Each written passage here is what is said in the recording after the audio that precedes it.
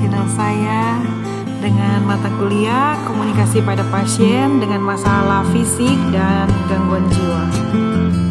Penerapan komunikasi terapeutik ini dalam asuhan keperawatan pada pasien dengan gangguan fisik atau gangguan sistem tubuh yang berdampak pada gangguan kebutuhan dasar manusia. Nah, dengan menerapkan komunikasi pada tahap pengkajian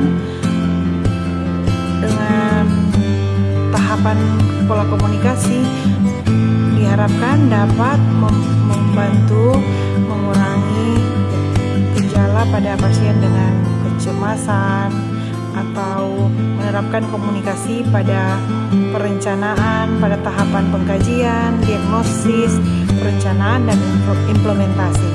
Untuk menerapkan komunikasi dalam asuhan keperawatan pada pasien dengan gangguan fisik ini ditujukan untuk memenuhi kebutuhan dasar manusia.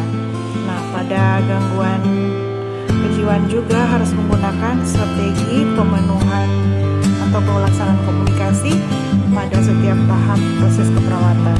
Nah, bagaimanakah menerapkan komunikasi dalam asuhan keperawatan pada pasien dengan gangguan kebutuhan dasar manusia seperti gangguan fisik? Nah, akan kita bahas pada materi ini secara singkat dan untuk pembelajarannya akan dibahas lebih lengkap di pembelajaran kelas. Contoh gangguan pada masalah kebutuhan masalah fisik adalah menerapkan komunikasi pada pasien dengan gangguan. Contoh komunikasi pada tahapan pengkajian pasien dengan gangguan oksigen, misalnya perawat akan menanyakan, menjelaskan sejak kapan ibu merasa sesak dan semakin berat atau bagaimana sesak terjadi. Nah, dibutuhkan komunikasi antara perawat dan pasien, dan dengan menerapkan komunikasi ini maka dapat melakukan pengumpulan data. Selanjutnya dikelompokkan dan dianalisis untuk menentukan diagnosis keperawatan. Nah, diagnosis ini ditetapkan penting karena untuk mendapatkan data pada pasien dengan yang sering muncul, atau misalnya pasien bisa bernafas dengan lega atau ada ketidakefektifan pola nafas atau gangguan pertukaran gas. Menerapkan komunikasi pada tahap perencanaan hingga pada tahapan selanjutnya adalah aktivitas yang penting untuk menetapkan tujuan dan rencana tindakan keperawatan. Nah, misalnya aktivitas yang direncanakan yang harus dikomunikasikan antara lain penggunaan alat bantu nafas atau penggunaan nebulizer, suctioning atau humidifier, atau misalnya latihan nafas dan batuk efektif. Hal ini harus dikomunikasikan karena tidak boleh langsung melakukan tindakan tanpa mengkomunikasikan pada pasien dengan berbagai gangguan pada fungsi fisik atau tubuh sendiri. Ada beberapa gangguan fisik yang bisa terjadi, antara lain gangguan fisik misalnya terganggunya sistem pada organ yang membutuhkan kebutuhan oksigen atau dalam pemenuhan kebutuhan dasar manusia yang disebabkan oleh adanya kelainan dan gangguan sistem tubuh pada sistem organ respirasi. Menerapkan komunikasi dapat menolong pasien untuk lebih efektif dalam penerapan asuhan keperawatan, dan aktivitas ini dilakukan untuk mengukur pencapaian keberhasilan asuhan atau tindakan apakah sudah dilakukan sesuai standar. Nah, pada gangguan oksigenisasi, komunikasi perlu dilakukan juga untuk mengetahui respon subjektif pada pasien terkait terpenuhnya pemenuhan kebutuhan oksigenisasi tersebut. Ini adalah contoh beberapa jenis gangguan fisik, misalnya pasien dengan gangguan penglihatan, kemudian pasien dengan gangguan pendengaran. Tiga adalah pasien dengan gangguan bicara. Nah, gangguan bicara ini ada dua, misalnya pada pasien dengan afasia, ada afasia motorik dan afasia sensorik, di mana pasien bisa mendengarkan atau memahami tapi tidak bisa merespon, atau yang lainnya yaitu pasien tidak memahami dan merespon. Adapun bagaimana menggali informasi pada pasien yang tidak sadarkan diri, atau bagaimana menganalisa atau memeriksa pada pasien yang tidak bisa berkomunikasi karena tidak sadarkan diri. Kemudian ada juga gangguan fisik lainnya adalah pasien dengan gangguan kognitif. Jadi seperti tadi ada misalnya pada pasien dengan gangguan kognitif. Contoh cara berbicara atau berkomunikasi dengan pasien gangguan pendengaran. Pertama adalah perhatikan kontak mata dan dapatkan perhatian. Tidak usah berteriak. Jauhkan tangan dari wajah. Bicaralah secara alami. Gunakan kalimat berbeda bila mengulang, tetapi harus jelas, sopan, dan tidak boleh berteriak. Kemudian jangan berbicara terlalu jauh atau adanya kebisingan. Kemudian cahaya juga sangat baik dan sangat penting dalam berkomunikasi pada pasien dengan gangguan pendengaran.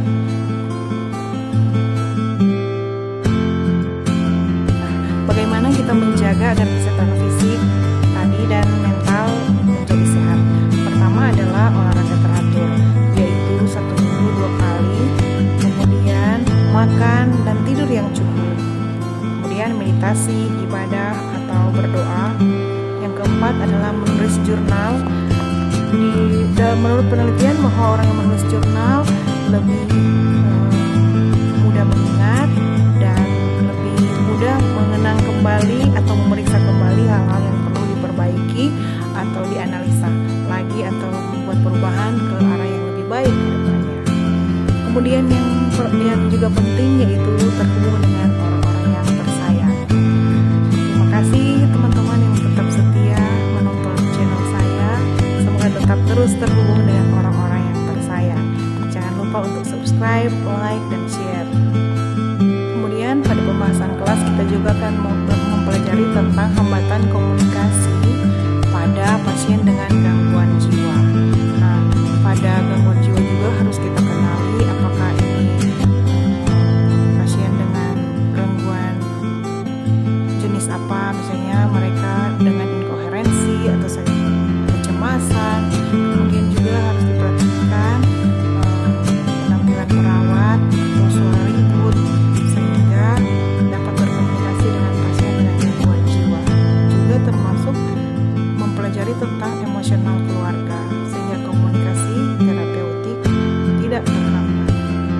Tentu saja dengan tidak lupa melakukan langkah komunikasi dengan memakai SPAR atau situational, background, assessment, dan rekomendasi. Hal ini membantu kita untuk membuat pendekatan yang lebih baik sehingga tujuan komunikasi terapeutik tercapai. Pada komunikasi untuk pasien dengan gangguan jiwa ada istilah yang namanya BHSP atau Bina Hubungan Saling Percaya, di mana pasien percaya sehingga bisa menceritakan kejadian atau apa yang dapat menolong pasien untuk penyembuhan atau pemulihan disampaikan kepada perawat. Nah, pasien dengan gangguan jiwa penting untuk melakukan bina hubungan saling percaya yang utama, mencegah terjadinya hal-hal yang tidak diinginkan dan juga menganalisis apakah ini klien dengan perilaku kekerasan atau isolasi sosial dan sebagainya. Pada video ini hanya membahas sebagian kecil dari yang akan dibahas di kelas, dan yang paling penting adalah terus belajar. Dengan belajar di kelas juga belajar di buku, belajar di internet, dan menggunakan media komunikasi informasi untuk menambah atau meningkatkan pengetahuan yang dimiliki perawat. Teknik komunikasi pada pasien dengan gangguan jiwa. Yang paling penting adalah menjaga jarak aman. Kemudian dengarkan dengan penuh perhatian. Yang kedua yaitu menanyakan pernyataan atau pertanyaan yang sesuai. Juga mengulang ucapan klien untuk itu. Kemudian fokus pada tujuan apa yang diharapkan dari tujuan komunikasi yang dilakukan. Saya komunikasi terapeutik untuk mengkaji atau menggali data yang mana yang menjadi fokus pada tujuan komunikasi atau pelaksanaan asuhan keperawatan pada klien dengan gangguan jiwa. Dan yang paling penting yaitu klarifikasi data. Menerapkan komunikasi dalam asuhan keperawatan pada pasien dengan gangguan jiwa merupakan hal yang sangat menarik untuk keperawatan atau keperawatan jiwa khususnya. Banyak ahli yang memberikan pendapatnya tentang gangguan jiwa. Menurut teori psikoanalitik dijelaskan bahwa gangguan jiwa karena adanya perilaku yang menyimpang pada manusia yang dapat diobservasi secara objektif melalui struktur mentalnya yaitu id, ego, dan seperti itu. Kemudian teori ini menjelaskan bahwa deviasi atau gangguan perilaku pada masa dewasa berhubungan dengan adanya masalah dalam tahap perkembangan pada masa awal kehidupannya. Kemudian setiap fase perkembangan mempunyai tugas-tugas yang harus diselesaikan. Apabila banyak tugas yang tidak terselesaikan akan mengakibatkan konflik, energi psikososiologis terfiksasi sehingga terjadi kecemasan. Nah, keadaan ini akan muncul gejala-gejala neurotik sebagai usaha mengontrol ansietas yang terjadi. Nah, kecemasan adalah respon emosi yang berupa atau bersifat subjektif dan individual. Nah, pada gangguan jiwa juga terdapat kecemasan yang mulai dari rentang ringan, sedang, berat, dan panik. Kondisi cemas berkepanjangan dapat menyebabkan gangguan jiwa atau depersonalisasi, yaitu individu merasa asing dengan dirinya sendiri dalam keadaan serius dan dapat terjadi exhaustion dan kematian. Penerapan komunikasi pada pasien dengan gangguan jiwa adalah hal yang paling esensial karena komunikasi adalah alat kerja utama perawat untuk membantu pasien meningkatkan perilaku adaptif atau memperbaiki perilakunya. Penerapan komunikasi pada tahap pengkajian klien juga meliputi beberapa tahap dalam keperawatan yaitu pengkajian, perencanaan, kemudian implementasi dan evaluasi.